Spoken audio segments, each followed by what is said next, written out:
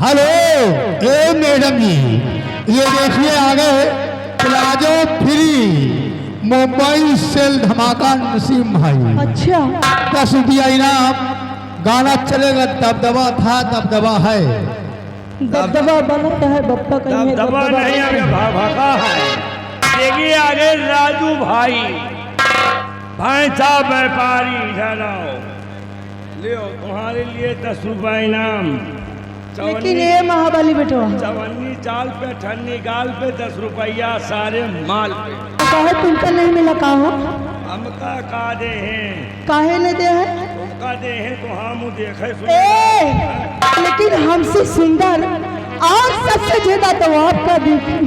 क्या बात कर रही हो यार? हाँ सच में कहती हूँ। कहाँ से नीक लगी? हेलो नीक लग रहे हो, पूरी शरीर से नीक लग रहे हो। ए धमोली चौराहा वाले प्लाजो फ्री मैडम जी कह रहे हैं एक लाइन लगाइए भाई दबदबा वाला। बहुत अच्छी बात है। और देखिए हो जाएगी फरमाइश, लेकिन एक छोटी सी गजल की बात फरमाइश होगी। और गजल की बोल क्या है मास्टर? देखिए महाबली बिटवा, और तुम्हारी याद में वारी अम्मा, तुम्हारी हाँ। और तुम्हारी याद में कलमा कलाम भूल गई, और नमाज याद था लेकिन सलाम भूल गई। तो पान खाना मित्री लगाना चलते बना न छोड़ दो,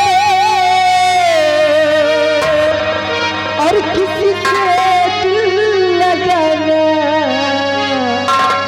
ये लड़कपन छोड़ दो। कि तोरे सबाब पे, कि तोरे सबाब पे, और मालिक में हर बानी बा, और रखिया खोल के देखो जो हमरो चाहिए